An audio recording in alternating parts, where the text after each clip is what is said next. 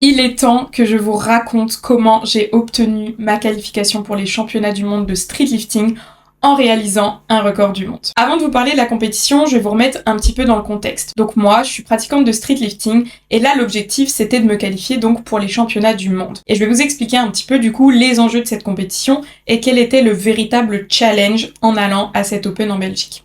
Donc pour me qualifier pour les championnats du monde, j'avais plusieurs possibilités. Il fallait que je réalise un des Open Final Rep, donc à savoir qu'il y en avait, je crois, presque une vingtaine, et dans chaque pays, et j'ai déjà un peu expliqué sur mes réseaux sociaux, mais si vous voulez, ça fera peut-être l'objet d'une prochaine vidéo, pourquoi j'ai choisi de faire l'Open en Belgique et pas les championnats de France en France. Mais là, c'est pas le sujet de la vidéo, donc on va revenir à cette compétition. En réalisant un Open de Final Rep, il faut donc réussir à faire un total parmi les 8 meilleurs totaux parmi tous les Open du monde dans sa catégorie de poids. Donc ça, c'est l'objectif numéro 1. L'objectif numéro 2, c'est qu'en fait, en France, on a tellement un niveau élevé dans le streetlifting qui limite la participation à 2 personnes maximum par catégorie.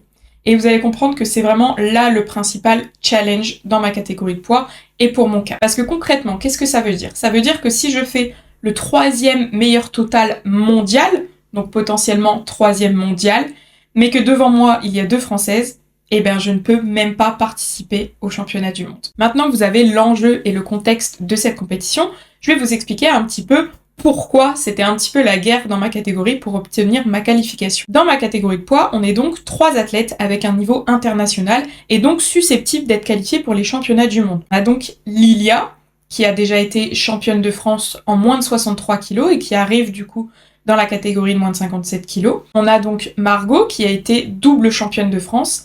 Et on a moi qui a été 3e au championnat d'Europe. Donc vous comprenez qu'on est donc 3 athlètes qui peuvent prétendre à une qualification pour les mondiaux. Et malheureusement, par le règlement Final Rep, il n'y en aura que 2 qui pourront être sélectionnés. La particularité de nos qualifications, c'est qu'on ne fait pas nos qualifications au même endroit. Margot fait sa qualification au championnat de France et Lilia et moi, on fait notre qualification à l'Open de Belgique. Donc ça veut dire qu'on va essayer de se qualifier, mais on ne sera pas sur la même compétition, on ne sera pas en temps réel et on ne sera pas dans les mêmes conditions. Donc tout ça, ça va un petit peu conditionner le résultat. L'avantage qu'on peut avoir Lilia et moi au départ, c'est qu'en fait Margot passe le samedi en France et nous on passe le dimanche en Belgique. Ça veut dire qu'en fait on a vu sur le total qu'elle est réalisée pour ces championnats de France et on sait donc ce que l'on doit faire pour pouvoir prétendre à une qualification pour les mondiaux. Honnêtement sur le papier ça paraît un gros avantage. Après moi, mon échelle, ça n'a pas eu énormément d'importance dans le sens où je n'ai absolument pas suivi la compétition pour pas me rajouter un stress et que de toute façon, le plan que l'on avait établi pour la compétition aurait été le même avec ou sans ces informations-là, dans le sens où je peux donner le meilleur de moi-même, mais je ne peux pas faire plus que ce dont je suis capable. Donc voilà un petit peu le contexte. Encore une fois, avant qu'on passe au déroulé de la compétition en elle-même, je vais revenir un petit peu sur ma préparation. Pour ceux qui me suivent sur les réseaux, vous avez pu voir qu'il y a eu des hauts et des bas, ce qui fait partie de toute préparation, et c'est le cas pour tous les athlètes. Mais du coup, je vais vous apporter encore une fois un petit peu plus de contexte avec le déroulé de ma préparation. Donc faut savoir que quand j'ai entamé ma préparation, ça s'est plutôt très bien passé au départ, honnêtement. Sur les muscle-up, j'ai progressé de fou. Sur les tractions, je me suis sentie de plus en plus à l'aise. Sur les dips, j'ai fait exploser des performances que j'avais du mal à faire avant. Et sur le squat, même chose. Donc je partais vraiment avec une grosse confiance et c'était plaisant à ressentir. Mais malheureusement, les choses se sont un petit peu gâtées par la suite. Il y a eu forcément des moments de doute également, mais ça fait partie encore une fois de toute préparation, de tout athlète. Et comme je vous disais, vu que c'était un petit peu la guerre pour obtenir la qualif, il y a des moments où je me suis dit ça le fera jamais, où j'ai complètement douté, vous voyez. C'est pour vous montrer aussi que ça arrive à tout le monde et que c'est normal. Mais le plus important, c'est de continuer, de s'acharner et de jamais lâcher, parce que tant qu'on n'essaye pas, on ne peut pas y arriver. Voilà un petit peu sur déjà l'aspect mental, et après j'ai eu plusieurs autres problématiques. Première problématique que j'ai eu des grosses douleurs au niveau des avant-bras, des douleurs nerveuses, qui m'ont pas mal limité, alors surtout dans la récupération, parce que honnêtement là, sur les mouvements, j'avais pas la sensation directement que ça impactait, donc je parle surtout pour le muscle-up, mais en tout cas en termes de récupération, ça me réveillait la nuit, et j'avais toujours des petites douleurs, etc. Donc j'ai eu ça, et pour contrecarrer un petit peu ces problématiques-là, je me suis entourée de professionnels de santé, coucou Thibaut, coucou Julien, qui ont su vraiment m'accompagner et pouvoir m'aider à gérer ça, parce que même si je suis kiné, c'est super dur de se gérer soi-même, on n'est pas du tout objectif, et encore moins quand on a des attentes aussi importante en termes de performance. Donc c'est bien de déléguer et je pense que c'était la meilleure chose que j'ai pu faire parce qu'ils ont su vraiment m'encadrer et m'aider à me débarrasser progressivement de ces douleurs et je les en remercie vivement. Ça a été le premier point. Un petit peu compliqué au départ. Deuxième chose qui a été un petit peu compliquée, et ça c'est pas spécifique à la prépa honnêtement, juste c'est survenu là, mais c'est un peu ce dont je lutte, on va dire, toute l'année, c'est le surmenage professionnel. Je vous en parle parce que c'est quelque chose qu'on ne parle pas souvent, on parle beaucoup des blessures, de choses comme ça, mais en fait la surcharge cognitive, ça va vraiment impacter votre performance et votre capacité à vous concentrer, etc. Donc je trouve que c'est important d'en parler. Je suis quelqu'un qui me met beaucoup d'objectifs professionnels parce que j'adore ça, ça me stimule, mais je suis aussi quelqu'un qui ne peut pas encaisser beaucoup de surcharge cognitive. Ça, je vous en ai déjà un petit peu parlé, je pense que certains ont un petit peu compris là où je voulais en venir. Après une journée de taf, c'était vraiment psychologiquement très difficile, etc.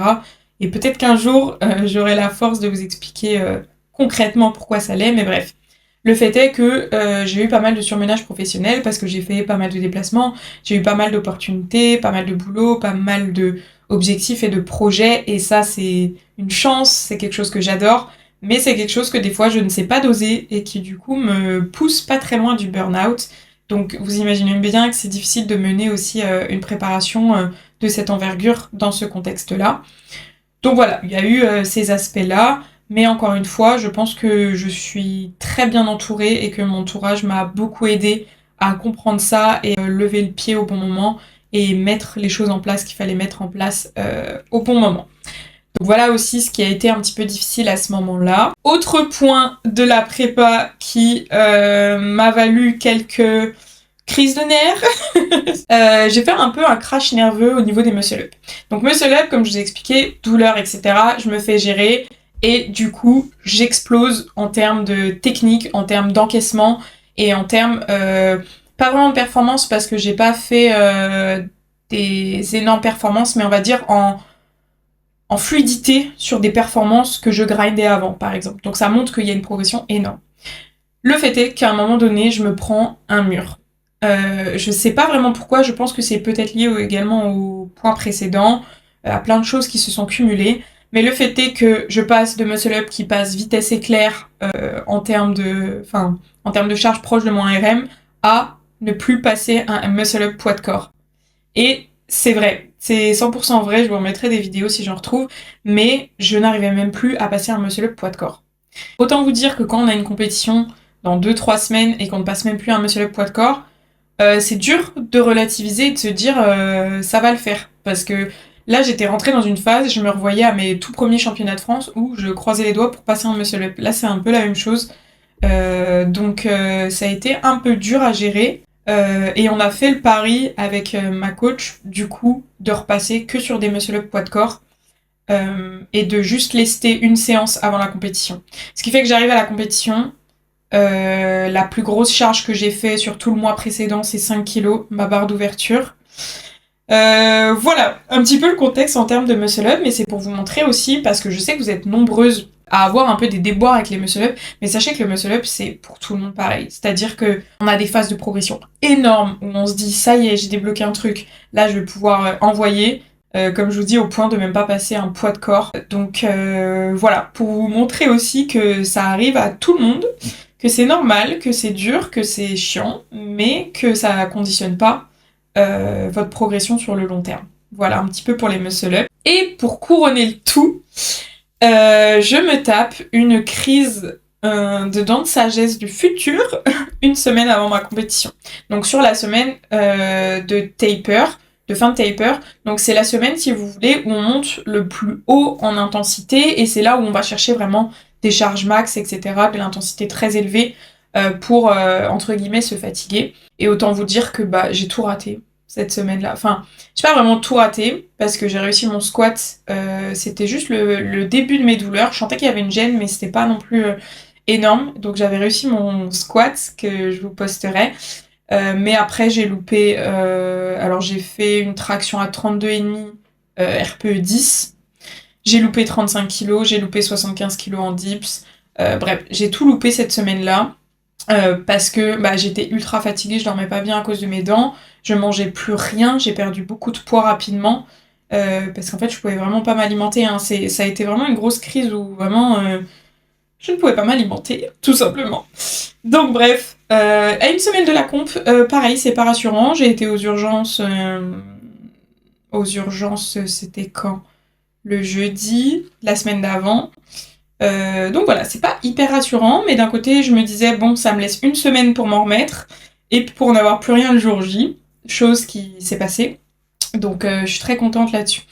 Donc je vous ai parlé là un petit peu de tous les déboires qu'il y a eu dans la prépa. Le but, c'est pas de me plaindre ou quoi que ce soit, c'est plutôt de vous montrer que tout le monde, tous les athlètes, ont des difficultés durant leur prépa. La différence, c'est qu'il y en a qui en parlent, d'autres qui en parlent pas, mais c'est pour tout le monde pareil. Et là, je vous parle des aspects négatifs, mais comme je vous l'ai dit au début, il y a eu aussi des très belles choses. Sur le squat, j'ai fait des charges et des formats juste incroyables que j'ai postés sur les réseaux et pour lesquels j'aurais jamais pensé pu faire ça. J'ai fait un 2x4 à 140 kg, j'ai fait un 2x6 à 130, enfin, vraiment, j'ai fait des charges énormes, donc il y a eu aussi beaucoup de positifs et heureusement. Mais disons que tous les aspects négatifs sont un peu apparus sur la fin de la prépa et c'est hyper dur de relativiser et de repenser à tout ce qu'on a fait avant quand on a un petit peu tout qui nous tombe dessus au même moment.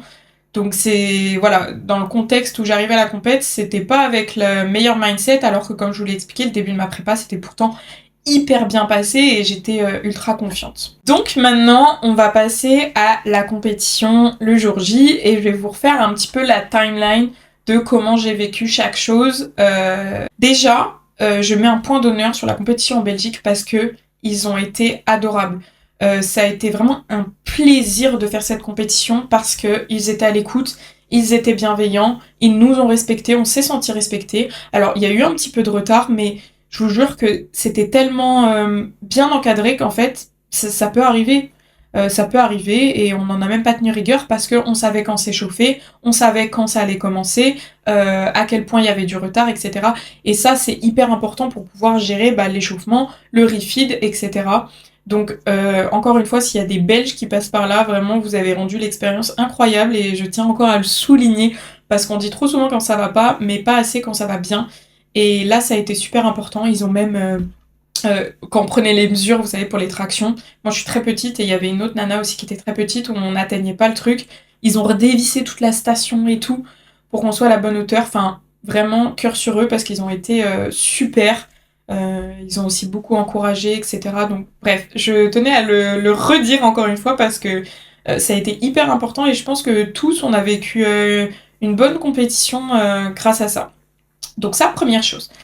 Maintenant, on va passer du coup au déroulé de la compétition. Pour le plan de match qui était prévu, encore une fois, c'est ma coach qui gère, c'est ma coach qui l'a défini, et moi je suis le plan. C'est-à-dire que moi, pendant les compétitions, je suis très focus. Je pense que maintenant vous le savez, et que c'est pas du tout de le fait que je vais pas parler ou quoi, c'est juste moi j'ai besoin de me concentrer. Donc je ne parle à personne durant toute la compétition, à part la personne qui m'accompagne. Et je ne suis pas. C'est-à-dire que je ne sais pas du tout ce que font les filles autour de moi et je ne veux pas le savoir. Je vois juste un petit peu, vous voyez, dans quel ordre je passe et ça me donne une idée sur ma position, on va dire, dans le classement. Mais je me détache de tout ça pour pas que ça me stresse ou que... Voilà, c'est ma façon de faire. Chacun ses trucs. On commence. Premier muscle up, on décide d'ouvrir à 5 kilos. Donc c'est ce que je vous disais, là j'étais ultra stressée parce que ça faisait longtemps quand même que j'avais pas tâté cette charge et que voilà, la prépa s'était pas hyper bien passée. Mais ce qui me rassure, c'est que pendant mon échauffement, j'ai donc un muscle up poids de corps et je l'ai monté comme jamais je l'ai monté. Donc là je sens que je suis en forme et ça, je vous jure que c'est trop rassurant. Je sais que ça va le faire. Mais voilà, toujours ce stress de me dire, ok, il faut qu'il monte bien, il faut qu'il soit au standard, parce que j'avais tendance jusqu'à maintenant à des fois plier un petit peu les genoux, pas en faisant un keeping, mais juste en problème de contrôle moteur, en fait, de maintenir les jambes tendues quand je suis concentrée sur une autre action, en gros. Donc j'ai ce stress qui m'envahit parce que je me dis, voilà, faut que ça passe, et je me suis pris tellement de no reps sur des muscle-up que j'ai toujours cette appréhension-là sur le premier. Le premier se passe hyper bien, validé, donc je suis contente, et là, Je vous jure, je souffle fort, hein, parce que voilà, la petite appréhension, donc je suis contente. En plus, ça passe très bien. Je sens que j'ai pas de poids et je me sens en forme, donc ça, c'est hyper cool. Deuxième barre, on décide de mettre 7,5. C'est ce qui était sur le plan. Je suis franchement confiante. J'ai toujours, voilà, ce petit pic d'adrénaline, mais je suis assez confiante sur ce que j'ai à faire. Et donc, je passe 7,5 et je le réussis super bien, super rapide. Et là, je descends et je me dis, les 10 kilos, c'est aujourd'hui. C'est aujourd'hui. Faut savoir que 10 kilos, je l'ai passé une fois à l'entraînement et pas vraiment rep. Honnêtement, les jambes un peu fléchies, enfin, pas clean de ouf. Et avec un big grind. Et je l'ai passé avant les Europes, donc ça commence à dater. J'ai jamais refait 10 kilos depuis, mais là, je sens que c'est aujourd'hui. Je sais pas comment vous dire, mais je le sens. Je le sais. Donc je lui dis, on avait mis soit 8,75, soit 10. Je lui dis, là, c'est 10. Je sais. Je sais, en fait, que c'est 10. Les 10 kilos arrivent. Je monte. Je grind un peu la transition. Mais ça monte. Genre, en haut, je suis juste trop happy. Je suis à deux doigts de chialer. Je vous mettrai une vidéo, je pense. Je suis à deux doigts de chialer parce que je l'ai fait. Je suis en haut avec putain de 10 kilos, vous voyez. Je redescends et là, je vois, on demande l'avare. Aïe, aïe, aïe. Aïe, aïe, aïe. Comment ça, on demande l'avare? Je sais que j'ai tendu mes jambes, que j'ai tout bien fait en plus. Donc, je sais même pas pourquoi. J'ai attendu les ordres. Je ne vois vraiment pas pourquoi on demande l'avare. Et on m'explique en fait que c'est au départ où, en gros, je fais une rétraction scapulaire et en vrai, c'est pas vraiment une rétraction scapulaire, c'est qu'en fait, quand je suis positionnée, il donne l'ordre, et moi je respire, je fais mon bracing, et en gros, ça fait un mouvement comme ça, vous voyez. Et ça, c'était largement accepté hein, avant, et apparemment, dans le nouveau règlement de Final Rep, ce n'est plus le cas. Et du coup, on finit par m'invalider ma rep à cause de ça. Alors, je regarde la vidéo, je vous la mettrai pareil, plein de fois. J'avoue que j'ai du mal en vrai à comprendre, mais bon, ça fait partie du jeu. Et encore une fois, en fait, c'était tellement carré sur tout le reste que voilà, ça arrive. Écoute, s'il y a un doute, voilà, c'est que j'ai mal fait le taf. Donc, dommage pour ça, mais je vous jure que même s'il me l'en aurait, j'étais trop contente. J'étais trop contente parce que je l'ai monté et voilà, genre pas de redescente au niveau des anneaux, les jambes tendues, etc. Donc en vrai, tant pis. Genre, allez, je vous laisse mon 10 kilos, mais moi je suis trop fière, je l'ai monté. Donc je sais qu'après, voilà, entre le passage des muscle-up et des tractions, j'étais juste trop contente. Parce que, encore une fois, il y a tout ce contexte que je vous ai expliqué précédemment, et c'est aussi pour ça que je vous l'ai expliqué, pour que vous compreniez un peu mon sentiment à ce moment-là. J'étais juste trop contente d'avoir monté 10 kilos. Voilà, c'est tout. Donc no rep, tant pis. La suite continue. Donc après, je prends un petit sas de décompression, mais il faut qu'on enchaîne vite parce qu'en fait, on n'est pas beaucoup de filles à passer. Et du coup, ça s'enchaîne très vite. C'est-à-dire, à peine on a fini les muscle-up, on a 5 minutes et puis on rattaque l'échauffement pour les tractions. Ce qui est pas plus mal en vrai. Moi, je préfère dans ce sens-là que trop attendre. Je m'échauffe, etc. Et pour le coup, je me sens pas je sens pas comme sur les muscle-up où j'avais une forme olympique. Je sens que ça monte, mais pas hyper bonne forme. Et il faut savoir que sur la prépa, comme je vous ai dit, j'ai loupé 35 kilos la semaine d'avant, mais j'ai déjà loupé 35 kilos. J'ai jamais repassé de 35 kilos depuis les Europes, tout simplement. Donc voilà. Donc je fais ma première barre à 27,5, il me semble. Ça monte, mais encore une fois, je sens que je suis pas full explo, full énergie, vous voyez. Donc je me concentre quand même. En fait, quand j'ai ce genre de sensations, je ne les intègre pas. C'est-à-dire qu'elles sont dans un coin de ma tête, mais déjà je ne le verbalise pas pour pas me rendre ça conscient, on va dire. Et je les intègre le moins possible et je me focalise sur tout le reste qui est positif pour encore une fois que ça m'envahisse pas. Et vous allez voir qu'en fait, c'est ce qui permet de passer outre ça. Donc 27,5. Ensuite, je monte 31,25. 31,25, je la sens beaucoup mieux. J'ai l'impression qu'elle est plus facile que celle d'avant. Donc déjà, ça me remet bien en confiance. Et quand on regarde, c'est facile, elle monte vite, elle monte haute. Et en plus, les gens autour de moi font la réflexion de pain rapide. Donc ça me met vraiment en confiance. Et donc là où on avait choisi de mettre soit 33, soit 35, je me dis, j'ai perdu des points sur le muscle-up parce que j'ai pas validé 10 kilos. Donc faut mettre 35. En fait, faut mettre 35.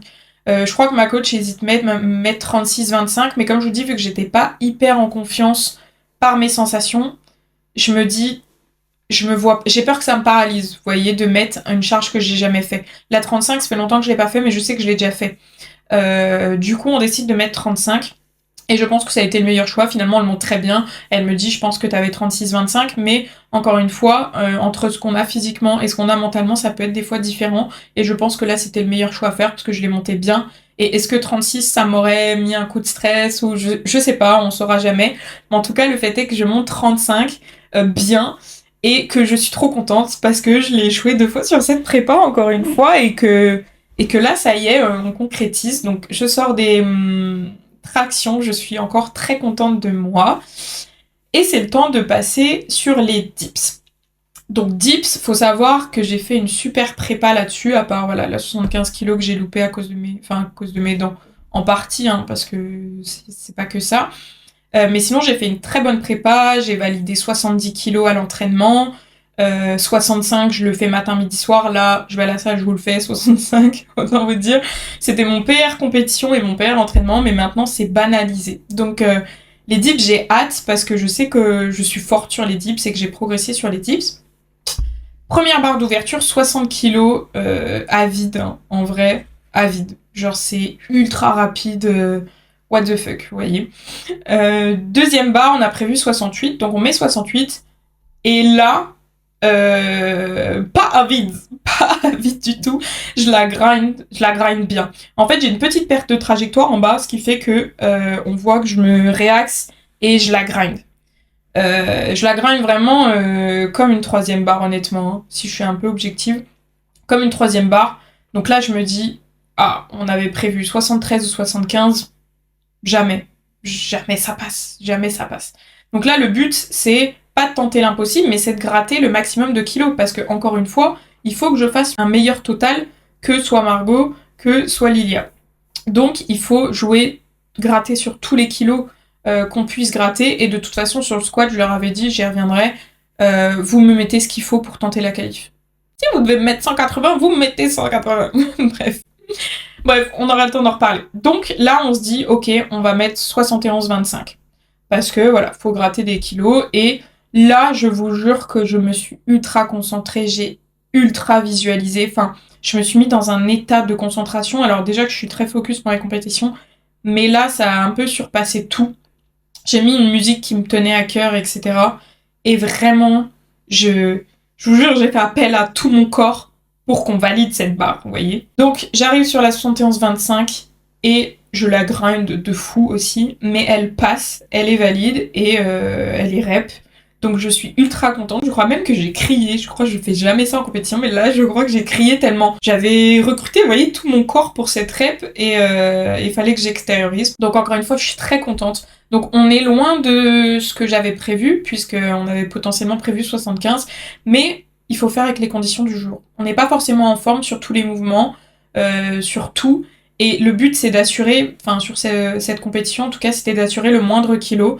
Donc il faut savoir réajuster, il faut savoir s'écouter et pas laisser son ego prendre le dessus à se dire j'avais prévu 75, je mets 75 parce que je l'aurais, je pense, vraiment loupé ce jour-là en tout cas. Pas dit mon dernier mot, mais ce jour-là je l'aurais pas passé et au final j'aurais perdu des précieux kilos pour la suite. Donc voilà, on finit les dips, même si c'est pas ce qui était prévu. Encore une fois, je suis fière de moi en fait, parce que je me dis j'ai réussi à ajuster, à trouver le bon compromis de ce que j'étais capable sans aller chercher trop haut. Et c'est ça aussi que j'ai envie de vous partager, c'est que même si on perd pas à la hauteur de ce qu'on voulait, il y a tellement de positifs à prendre sur chacun, des lifts sur chacun, même des échecs sur chaque... Il y a tellement de leçons et de choses à prendre que c'est hyper important de voir toujours le verre à moitié plein parce que c'est ça qui va vous servir pour la suite. Et sur cette compétition, j'ai réussi à le faire pour chacun de mes lifts, même mon MU qui a été refusé. J'ai même pas cherché à batailler, vous voyez, l'arbitrage et tout, même si j'étais pas forcément d'accord.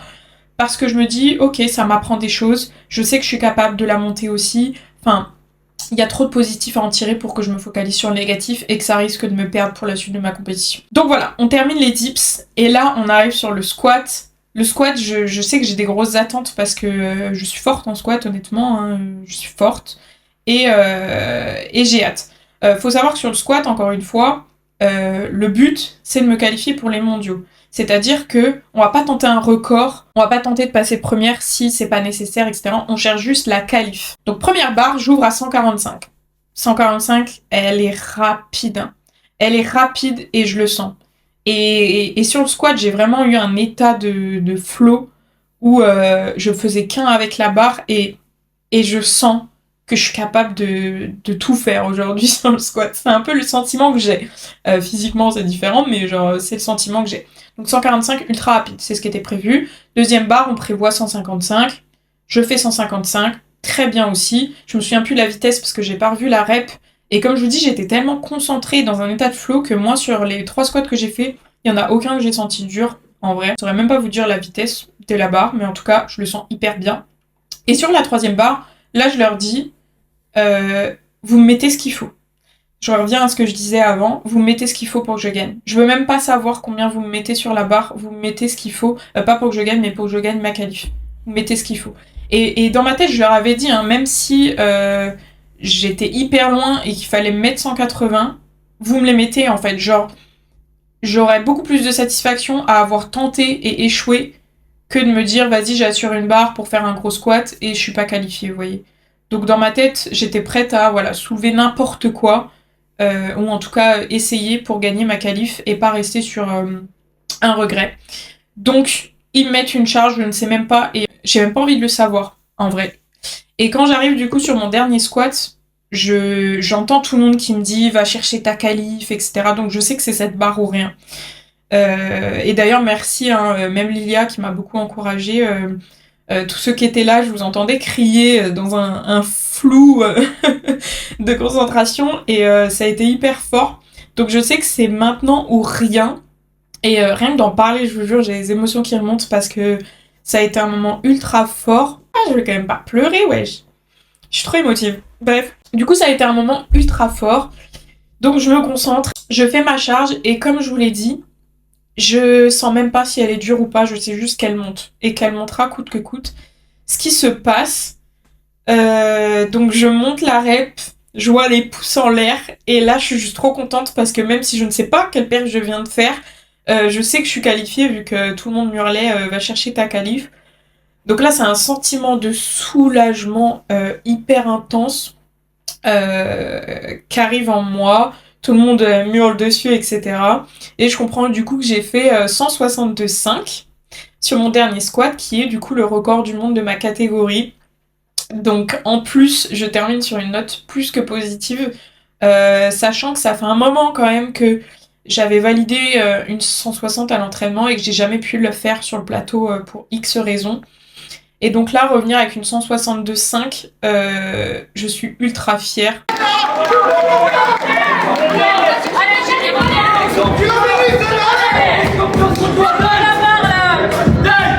Allez Julie!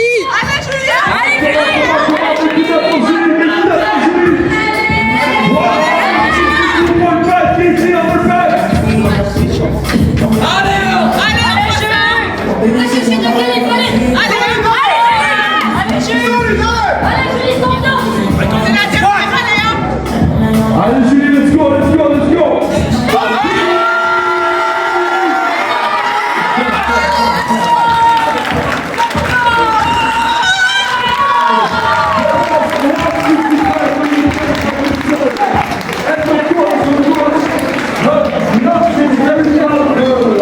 And we also very proud of her. Here was Julie!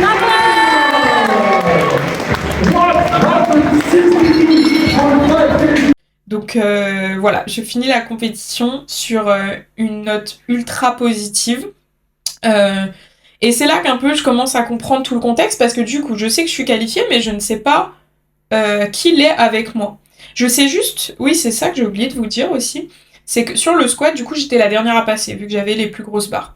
Donc premier essai je crois je passe après Lilia, deuxième essai je passe après Lilia, troisième essai Lilia ne passe pas avant moi. Et je me dis mais attends mais ils m'ont mis quoi comme... Je sais que je viens de faire 155 et Lilia elle est très forte sur le tirage etc mais je ne pense pas à ce moment-là qu'elle soit capable de faire plus de 155 en squat, donc je ne comprends pas pourquoi je la vois pas devant moi sur le moment. Je me dis peut-être qu'elle tente, je sais pas, le tout pour le tout, une charge de fou, j'en sais rien. Donc j'avoue, ça m'a un peu, sur le coup, je me suis dit ok, mais vas-y, reste focus. Donc le fait est que quand je finis, je ne sais absolument pas ce qui s'est déroulé, c'est-à-dire que je ne sais pas quelle perf elle a fait, je ne sais pas si elle est qualifiée, je ne sais pas si elle a été disqualifiée, j'en sais rien en fait. Et je ne sais même pas le total qu'avait fait Margot, ni du coup le mien. Donc c'est là qu'un peu j'apprends tout ce qui s'est passé et du coup qu'on est qualifiées toutes les deux.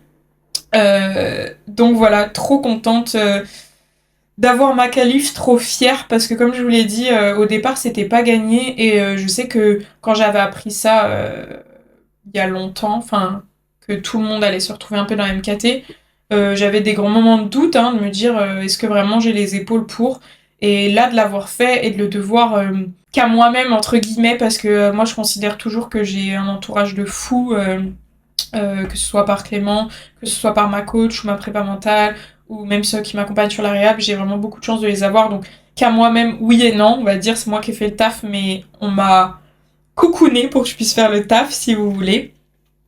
Et bah c'est hyper satisfaisant et je pense que c'est la compétition sur laquelle j'ai pris le plus de plaisir pour toutes ces raisons, parce qu'elle a été super bien organisée, parce que j'ai vraiment réussi à savourer chaque instant de la compétition, parce que j'étais en forme et parce que je l'ai fait et que ça s'est joué à pas grand chose, parce que du coup voilà, pour vous donner un petit peu les résultats au niveau des totaux, Lilia a fait 2,85 en termes de total, qui est le meilleur total mondial actuel, hein, donc voilà, faut quand même remettre les choses dans son contexte. Moi, j'ai fait 2,76,25, qui est donc le deuxième meilleur total mondial. Donc, deuxième meilleur total et français et mondial actuel. Et Margot a fait 2,73,75, si je me trompe pas. Donc, vous voyez, ça joue à 2,25, c'est... Enfin, 2,5. C'est rien, hein. 2,5 kg, ça se joue. C'est rien du tout. Et elle doit être quatrième mondiale, si je me trompe pas. Donc ça s'est joué vraiment à rien. C'est pour ça que je suis d'autant plus satisfaite, en fait, c'est de me dire, là, ça a été la bagarre, et en fait, quand tu le veux vraiment, tu peux le faire. Et c'est ultra satisfaisant comme sensation. Donc voilà pourquoi j'insiste de fou là-dessus, mais voilà, je sors, je suis ultra satisfaite de moi et ça me booste de fou pour les mondiaux parce que là je sens que j'ai plus que jamais ma place et que j'ai les armes pour aller me battre aux mondiaux. Et la suite de l'aventure se passera donc en octobre, mais j'ai déjà hâte de retourner au charbon pour pouvoir continuer cette évolution, on va dire. Donc voilà un petit peu le récap de cette compétition. J'espère que vous avez kiffé un petit peu vivre ces émotions à travers moi, que vous avez aussi tiré un petit peu pas des leçons, mais de l'expérience. Je trouve que c'est hyper intéressant. Enfin moi j'aime encore d'ailleurs écouter les athlètes plus forts que moi ou de ma discipline. Je vais dire plus forts que moi, mais pas forcément en fait. Pas du tout parce que... Non, carrément pas d'ailleurs. Parce qu'on a toujours attiré, je trouve, des gens. Je sais que c'est ça aussi que j'adore sur les compétitions, c'est échanger. Et à chaque fois, je prends une vague de leçons et d'expériences en écoutant aussi les autres, en écoutant ceux qui ont réussi, en écoutant aussi ceux qui ont échoué, en écoutant ceux qui sont contents, ceux qui sont pas contents. Je trouve que ça te donne des leçons et ça t'apprend beaucoup pour la suite. Et c'est ce que j'ai aimé aussi. Et c'est ce que j'aime dans chaque compétition. Donc j'espère que je peux vous transmettre voilà quelques leçons importantes. Si je dois les résumer, je dirais de vraiment se satisfaire de chaque avancée. Je parle encore à beaucoup trop d'athlètes qui sont constamment frustrés, constamment déçus alors qu'ils font des choses remarquables. Et ça me rend triste de voir qu'ils ne se voient pas à leur juste valeur. Parce que j'ai été longtemps cette athlète-là aussi. Je pense que je le suis encore un peu, hein, parfois, honnêtement. Mais je vous jure qu'on a tellement plus à gagner à se satisfaire des petites victoires parce que c'est ça aussi qui nous pousse à faire mieux, c'est ça qui fait qu'on est fier de soi et qu'on évolue aussi en tant que personne. Moi j'ai beaucoup évolué en tant que personne grâce à cette expérience du sport. Donc voilà, mon premier conseil ce serait vraiment essayer de savourer chaque victoire et que ce soit en charge, que ce soit en termes de ressenti, en termes de fluidité, en termes de volume, en termes de juste de sensation, d'être bien. Voilà, essayez de savourer chacune des victoires et vous allez voir que ça va être un moteur ultra important pour la suite. On a souvent tendance à penser que c'est la rage et la frustration et la vengeance qui nous mènent plus loin. C'est partiellement vrai, mais je trouve qu'aussi les émotions positives, ça nous booste encore presque même bien plus. Donc s'il vous plaît, apprenez à faire ça, quel que soit votre niveau et votre discipline. Deuxième conseil que j'aimerais donner aussi, c'est un conseil du fait de relativiser. C'est-à-dire que c'est pas parce qu'on fait une prépa de merde, parce on n'a pas l'énergie, on n'est pas bien, tout ne va pas bien, que le jour J, ce sera la même chose. Apprendre à relativiser. Je suis cette personne qui pleure parfois à l'entraînement, qui a un excès de frustration, et moi je vis en plus les émotions de façon hyper intense. Donc je sais pas s'il y en a qui m'écoutent qui sont comme moi, mais quand j'ai ce sentiment de frustration, j'ai vraiment une douleur physique dans la poitrine où j'ai l'impression que je vais crever. donc je sais ce que c'est, mais je sais aussi à quel point cette émotion est destructrice et hyper douloureuse à vivre. Donc apprendre à relativiser, c'est ultra important. Et comme pour le conseil précédent, je pense que ça va vous porter pour la suite d'arriver à le faire et de se dire ok, j'étais juste pas en forme. Y a telle raison, essayer de trouver pourquoi. Des fois on trouvera pas toujours, mais essayer en tout cas de l'expliquer et d'apprendre pour que ça se reproduise pas, ou en tout cas que ça aille mieux la prochaine fois. On va dire que c'est les deux grandes leçons que j'aimerais vous transmettre d'un petit peu mon partage d'expérience. Si vous avez d'autres choses, d'autres émotions, d'autres leçons à en tirer, à m'exprimer, n'hésitez pas à le mettre dans les commentaires, je serai vraiment ravie de vous lire et de lire un petit peu votre ressenti, votre partage d'expérience, sachant que je pense que vous allez être plusieurs à m'écouter et à avoir fait les championnats de France. Je sais que ça s'est pas forcément hyper bien passé pour tout le monde, pour plein de raisons, mais s'il vous plaît, essayez de tirer du positif, essayez de tirer des leçons pour la suite, parce que c'est ultra important, et c'est ça qui fera le meilleur athlète que vous êtes à en devenir.